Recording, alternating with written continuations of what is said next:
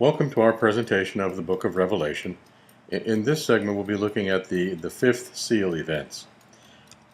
Here is the complete passage of the fifth seal, just these 3 verses, no more. So why have I entitled this segment Jacob's Prophecy? Well, I'll tell you. This is entirely an observation of mine. And the purpose of this segment is to convince you that the fifth seal consists of a 70-year period beginning when Israel became a nation in 1948. Now, as we progress, you'll see the substance for that argument. Now, in Genesis 49, the first verse, Jacob called unto his sons and said, "Gather yourselves together, that I may tell you that which shall befall you in the last days." So there's no question that this prophecy pertains to the last days. Now, we covered the end times events of the second age in a previous segment, and there was no mention of any of this in Genesis 49. And of course, this happened early in the second age, so you'd think Jacob telling his sons, hey, something's going to befall you in the last days. He might be talking, you'd think he would be talking about the end times of the second age in which he lived. But back then they had no concept of the 4 ages of the earth. That's nowhere to be found in the Bible. That's an observation of mine. This entire presentation are things that I have observed in my few and evil days on this earth. So, see, the last days of Israel didn't happen in the second age. The last days pertaining to the chosen people of God could only occur when the nation was regathered back into the land by God, and that occurred in 1948. Let's proceed, and I'm hoping you'll see what I mean. Now, back to this again. When Jacob called together his sons, the 2 adopted sons are not there. This is only his 12 natural-born sons. Ephraim and Manasseh are not represented among these 12 sons that Jacob gathered together. You see, here are the 4 principal tribes of Israel, and you'll notice that Ephraim, one of the 2 sons of Joseph, one of the 2 adopted grandchildren of Jacob, is represented among these 4. Now, here are all 13 tribes of Israel. Now, there are 14 tribe names, but no more than 12 are ever listed. So usually there's 2 names left out. Now, I put them in this order because this is the camping and the marching order in the wilderness. The tabernacle and Levi in the center, Levi, the tribe of Levi, of course. Now, to the left there, it says Ephraim, Manasseh, and Benjamin. Now, Ephraim and Manasseh are the sons of Joseph, and Joseph is the name that's not here. If you study that carefully, Joseph is not there. So when Jacob called together his sons, Ephraim and Manasseh aren't among them, but they are represented. Joseph is represented in Ephraim and Manasseh. Or the other way around. Ephraim and Manasseh are represented in the tribe of Joseph. So, when Jacob gets around to the blessing over his son Joseph, Ephraim and Manasseh are represented here. And we're going to look at these verses individually, and I'm going to show you their fulfillment within the past 70 years, as Israel has been regathered into the land by God, and this prophecy is coming to pass in our time, and you'll see how. Now here's the first verse. Joseph is a fruitful bough, even a fruitful bough by a well, whose branches run over the wall. Now, as we indicated earlier, these prophecies are usually have elements like a parable. There are parallels to other things. Its fulfillment is usually in parallel, in allegory, in metaphor, not literally. Obviously, Joseph is not literally a plant, growing over a wall by a well. So this fulfillment is going to happen in cryptic terms, and well, that's a bad way to put it, in symbolic ways. So, as it says down below there, since its founding, modern Israel has become an agricultural powerhouse.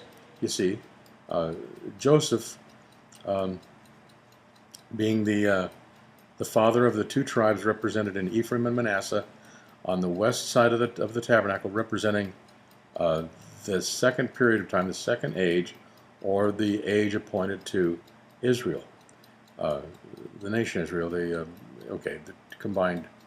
Anyway, um, so that has been fulfilled. That Joseph is a fruitful bow, I should say, and an exporter of agricultural products to Western Europe.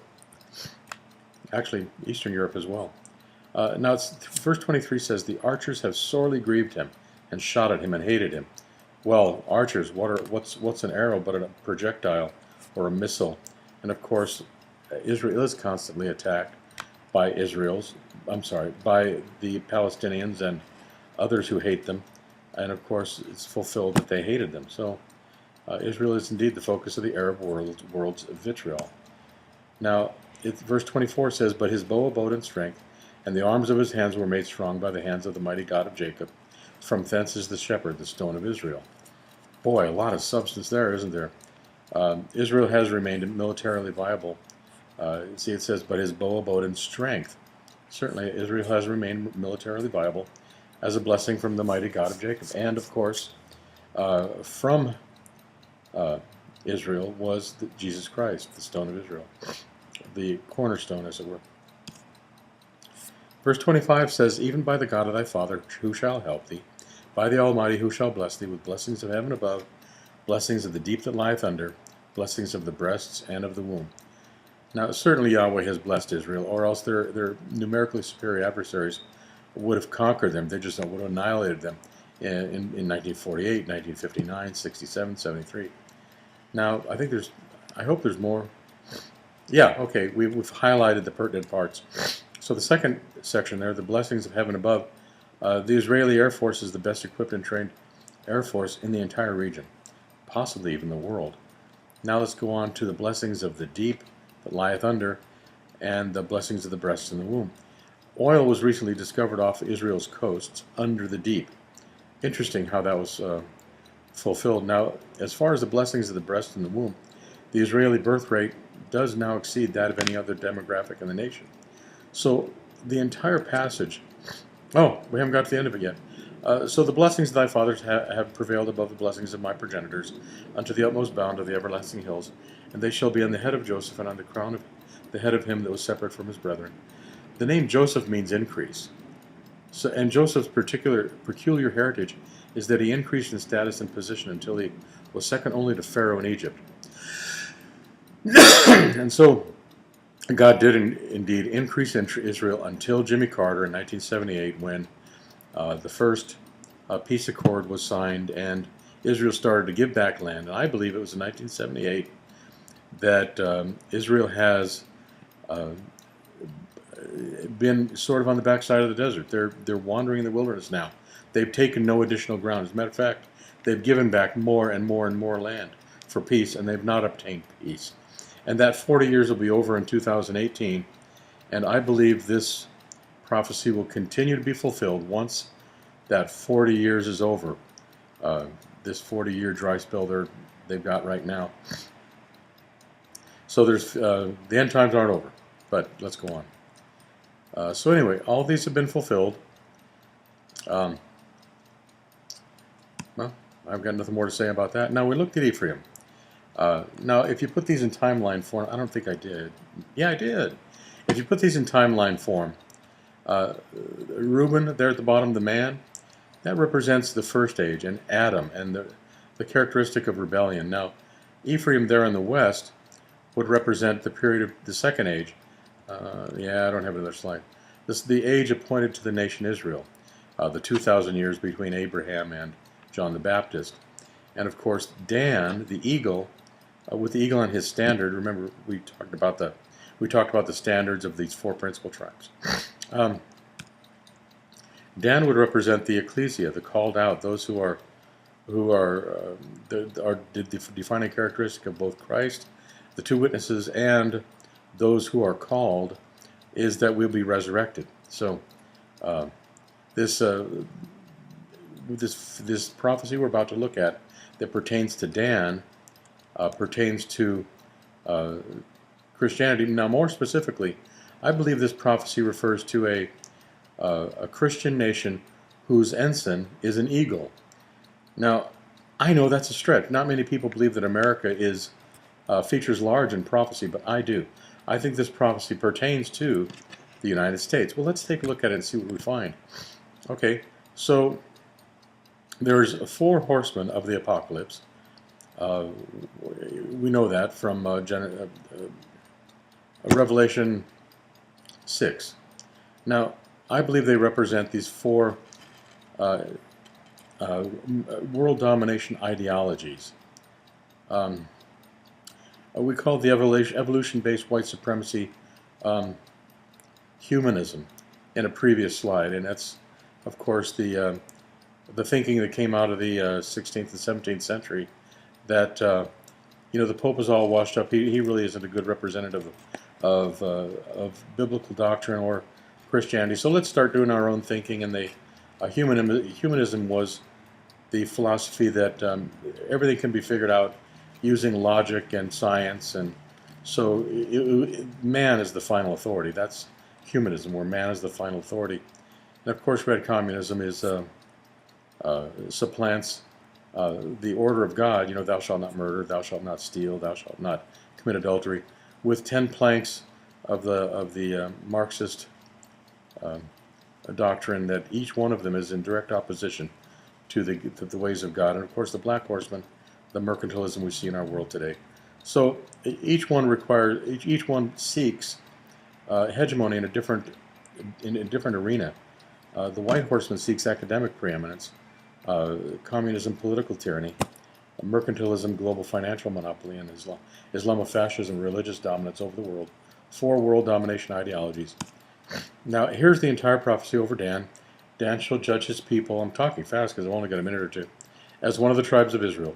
Dan shall be a serpent by the way, an adder in the path that biteth the horse's heels, so that his rider shall fall backwards.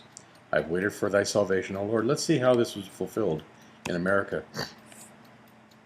The first horseman of humanism, or white supremacy. Was this horseman bitten in the heels in a Christian nation represented by an eagle? Well, yeah.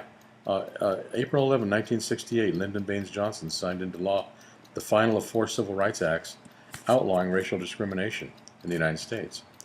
Now, the second horseman, red communism, was it bitten in the heels 20 years later? You see, this occurred 20 years, the first horseman, 20 years after Israel became a nation. So 40 years after Israel became a nation, 20 years after 68, Ronald Reagan, sure enough, he bit that red horse in the heel, and the Soviet Union broke up. Communism pretty much collapsed. They then sought a more capitalist government framework within which to work. Now, I got a couple slides here. Communism. Now, the third horseman is this mercantilism, this central banking, the bank, government, corporate coalition of corruption. So was that bitten in the heels in 2008? Well, yeah, it sure was. U.S. families lost $11 trillion in wealth. And who do you think got that wealth? It's a zero-sum game. It all went to the corruption that exists. Now, we've seen that slide before. The balance. And here's the architects of destruction. So it's agreed pretty much by the media, and that 2008 was the fulfillment of the black horse being bitten on the heels, falling backwards. Now that brings us to the fourth horseman. I'm out of time. So anyway, here's the scorecard. The green horse will be future in 2018, be bitten in the heels, 4-10 scenario. And we're done, and hopefully I can turn this off before 15 minutes. God bless. Hope you join me in the next segment. Bye-bye.